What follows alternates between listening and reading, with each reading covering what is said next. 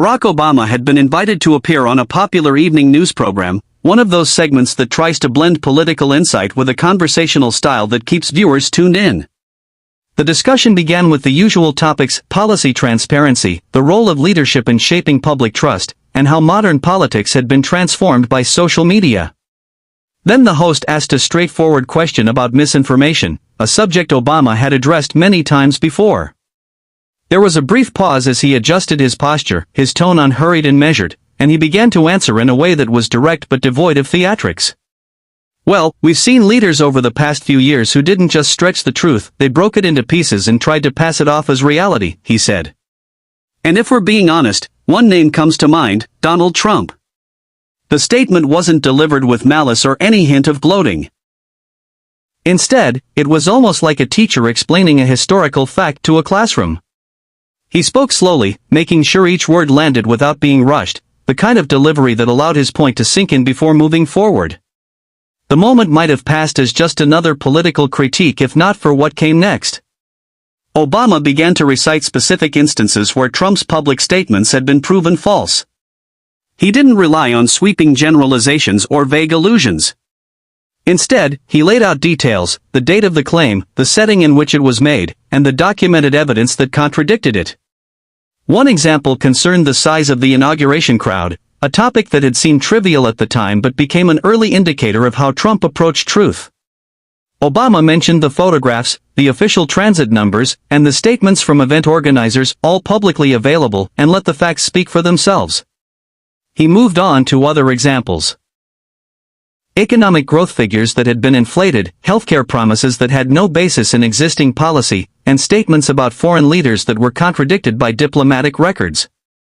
Each point was delivered with the same steady tone, free of emotional spikes.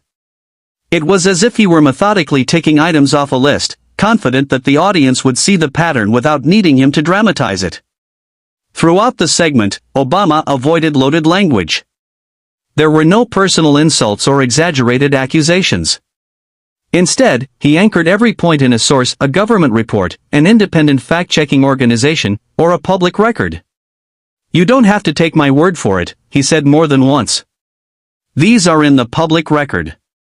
That refrain became a kind of quiet refrain, a reminder that his argument wasn't based on personal opinion but on verifiable evidence. The studio audience reacted with small murmurs and occasional chuckles when the examples were particularly well known, but there was no eruption of applause or overt display of partisanship. The atmosphere was one of subdued recognition, as if the viewers in the room and at home were being walked back through a timeline they already knew but hadn't seen assembled so clearly before. What made the moment striking was the contrast between the simplicity of Obama's delivery and the weight of the information he was presenting. In political television, it's common to see heated exchanges, raised voices, and quick rebuttals. But here was a former president calmly recounting incidents, almost as if he were telling a story from a history book.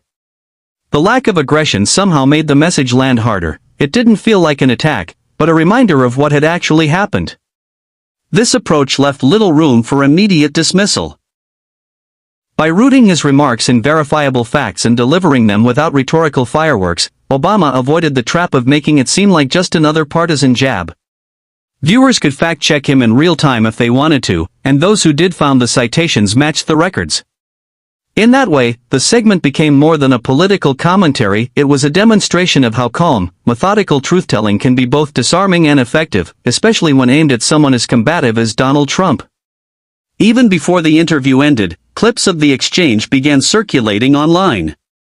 Social media users were already isolating the parts where Obama listed dates, sources, and side-by-side comparisons of Trump's statements versus the documented facts. But in that moment on live television, what stood out wasn't the online reaction, it was the quiet precision with which Obama had taken a complex, contentious topic and made it feel clear and undeniable. He didn't shout over anyone, he didn't posture, and he didn't break into sound bites designed for virality, and yet, the result was one of the most talked about political TV moments of the year. The strength of Barack Obama's interview that evening wasn't just in the fact that he challenged Donald Trump's public record, it was in how he backed every point with evidence that could be traced and verified. From the very beginning of that segment, he made it clear that he wasn't offering personal speculation or partisan spin. He was presenting the kind of material that, if someone doubted it, they could look up for themselves. This approach instantly set the tone calm, methodical, and grounded in facts that had already been part of the public domain. As he spoke, Obama leaned into a style that felt almost academic. For each example he mentioned, there was a direct citation. On this date, Donald Trump said this, followed by, here's what the official report shows, or here's the documented record from the agency in charge. He didn't paraphrase these sources loosely. He quoted them in a way that allowed his audience to hear the contrast between the claim and the evidence and the exact words used at the time. It was the kind of contrast that didn't need exaggeration because the difference spoke for itself.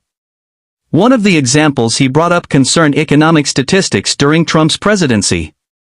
Obama noted that Trump had repeatedly described the economic growth under his leadership as the greatest in history. Then, in the same calm tone, Obama referenced the Bureau of Economic Analysis reports that showed growth rates during several past presidencies, including his own, were either higher or equal. He even pointed out that the agency's data was not partisan, it was the official record used by economists and policymakers regardless of political affiliation. The way he laid it out didn't feel like a punchline, it felt like a reality check. Another moment that stood out involved healthcare. Obama reminded viewers of Trump's repeated claim that he had a healthcare plan that was better, cheaper, and would cover everyone. Then he laid out the reality: no such comprehensive plan was ever introduced to Congress during his administration. The only significant legislative effort was to repeal the Affordable Care Act without a replacement ready to be implemented. Here again, Obama cited the congressional record and statements from health policy analysts, not simply his own interpretation of events. He also touched on international relations, highlighting a statement Trump had made about negotiating certain trade agreements that supposedly secured unprecedented benefits for the United States. Obama countered this by referencing the actual text of the agreements and the assessments from independent trade experts, which showed that the changes were far smaller than what had been publicly claimed. By laying the facts side by side, Obama gave viewers a clear picture of where exaggeration had been used to reshape perception. What made these moments resonate so strongly was the absence of personal animosity in his tone. Obama didn't call Trump a liar outright. He didn't label him with insults. He simply set the record next to the statement and allowed the audience to decide what to call it. That subtlety mattered. It made the contrast harder to dismiss as an attack and harder for Trump's supporters to reject without addressing the actual evidence. By using verifiable facts as the backbone of his remarks, Obama created a framework where rebutting him would require disproving the source material itself. This put Trump in a uniquely difficult position, because his usual strategy of countering criticism with forceful rhetoric wouldn't erase the underlying records. The facts weren't going anywhere. If anything, the more attention was drawn to the interview, the more people were inclined to check the sources Obama had mentioned, and that only reinforced the points he had made. The audience at home was in a position to follow along almost in real time. As Obama spoke, people began pulling out their phones, searching for the quotes, the government reports, the archived footage. The internet made it possible to instantly verify whether the former president was telling the truth, and what many discovered was that his summaries matched the sources word for word. In an age of rapid news cycles and fleeting attention spans, that kind of airtight presentation was rare, and it gave the segment a staying power most political interviews didn't have. By the end of the conversation, it was clear that Obama's fact-based approach wasn't just about refuting Donald Trump's individual statements, it was about demonstrating a method of political discourse that many felt had been lost. It was the opposite of bluster, slow, sourced, and steady, and it left a mark precisely because it allowed viewers to see the contrast between rhetoric and record in real time. Donald Trump had always been quick to respond to criticism, but what happened after Barack Obama's interview took that tendency to another level. The moment the segment aired, people close to Trump said he began making calls, asking why Obama's lies were being broadcast without immediate pushback. It didn't take long for his social media accounts to reflect his reaction. Within minutes, his feed was flooded with posts written in his signature all-caps style, filled with phrases like fake facts, total hit job, and the worst president in history is lying about me again. Each post seemed more urgent than the last, as if each new one needed to outdo the outrage of the one before. This wasn't unusual for Trump. He had built a political identity around rapid and unfiltered responses, but what made the moment stand out was how visible his agitation became. It was clear he wasn't just defending himself in measured terms, he was escalating the situation in real time. Every message he posted drew more attention to the original interview. Even those who hadn't seen Obama's remarks were now curious enough to go watch them, simply because of how loudly Trump was reacting. The sequence played out like a feedback loop. Obama's calm tone had been the starting point, but Trump's explosive counterpunches became the fuel that kept the story alive. When a political figure posts one or two statements, the news cycle might move on quickly. But Trump's string of posts, each a few minutes apart, ensured that journalists, commentators, and the general public kept refreshing his feed to see what would come next. The more he posted, the more the original video clip was shared, quoted, and analyzed. In one post, he accused Obama of making up statistics from thin air and claimed the former president was jealous of his achievements. In another, he said the media was covering for Obama and called for real debates where he could destroy him with the truth. There was even one message suggesting that Obama should be forced to apologize to the American people for misleading them, a statement that only sparked more online debate about who was misleading whom. The media outlets quickly picked up on Trump's online barrage.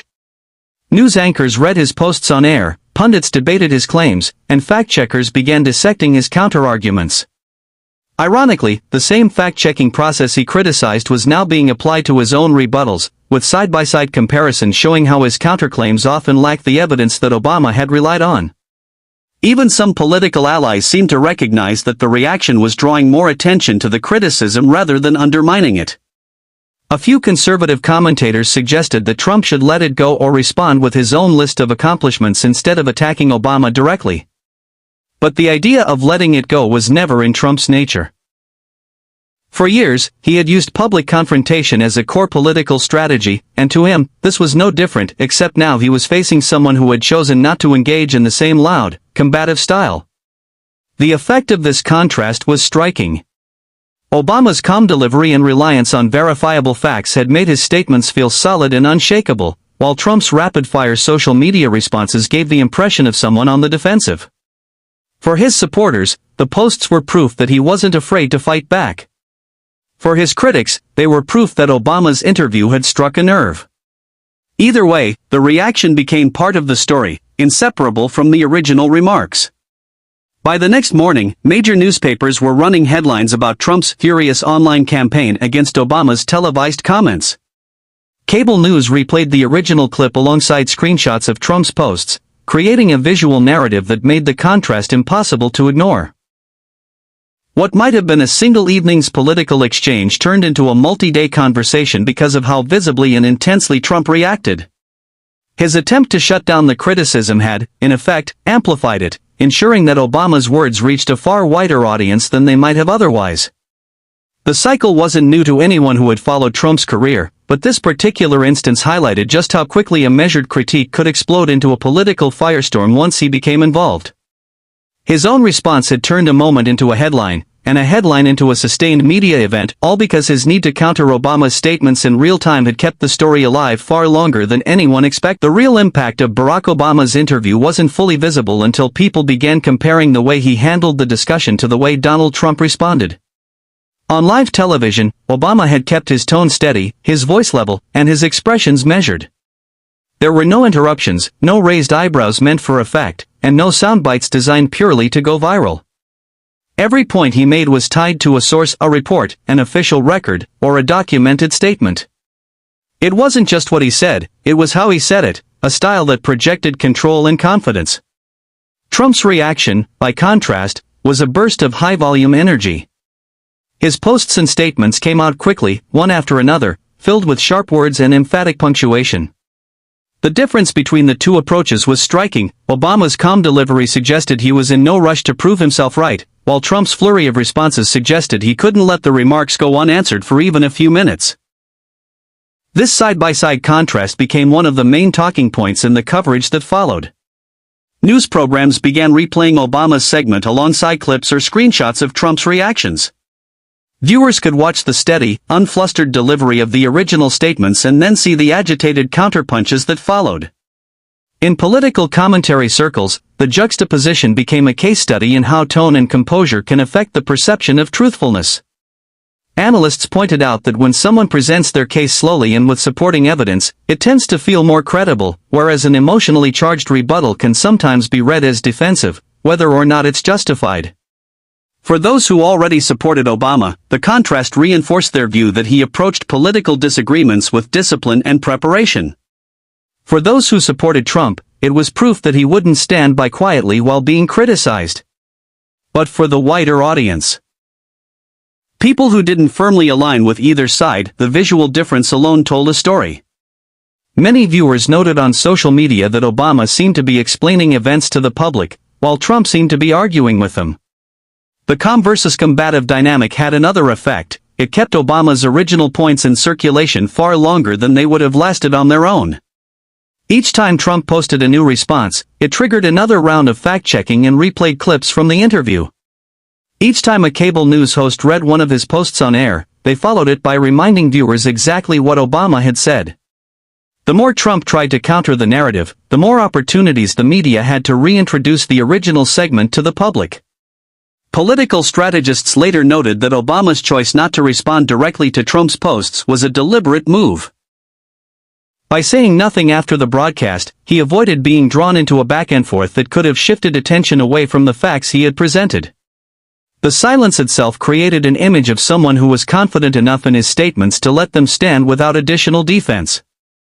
This was in sharp contrast to Trump's approach, where the sheer volume of responses seemed to communicate urgency. The situation also sparked broader discussions about communication styles in politics.